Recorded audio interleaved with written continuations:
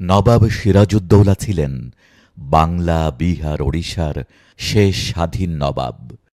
তাঁর পুরো নাম মির্জা মুহাম্মদ সিরাজউদ্দৌলা। ১৭৩৩ সালে তাঁর জন্ম। মাত্র ২৩ বছর বয়সে ১৭৫৬ সালে সিরাজউদ্দৌলা তাঁর নানা নবাব আলীবর্দী খানের উত্তরাধিকারী হিসেবে মসনদে বসেন।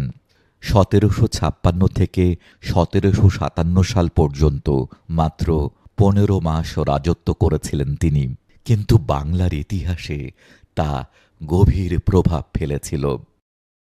সিরাজউদ্দৌলার সময়কালে ব্রিটিশ ইস্ট ইন্ডিয়া কোম্পানির প্রতাপ ধীরে ধীরে বাড়তে থাকে, যা নবাবের জন্য এক বড় চ্যালেঞ্জ হয়ে দাঁড়ায়।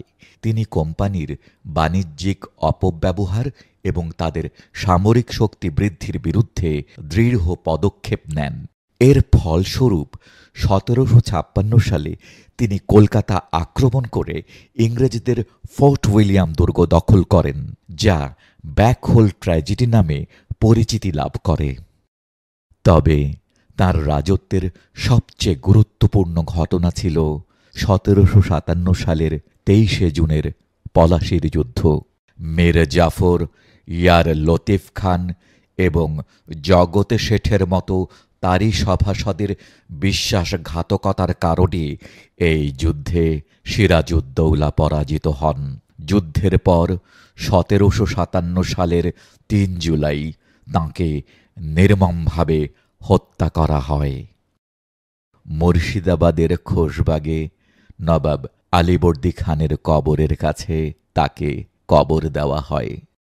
তার রাজত্বের সমাপ্তির পর বাংলা এবং পরবর্তীতে প্রায় সমগ্র ভারতীয় উপমহাদেশের উপর ইস্ট ইন্ডিয়া কোম্পানির শাসনের সূচনা হয়। সিরাজউদ্দৌলার পতন ছিল বাংলা এবং পরবর্তীতে সমগ্র ভারতীয় উপমহাদেশে ব্রিটিশ ঔপনিবেশিক শাসনের সূচনা।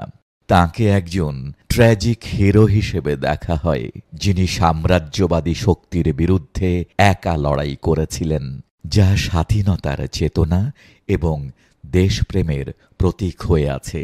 তাঁর আত্মত্যাগ আজও স্মরণীয়।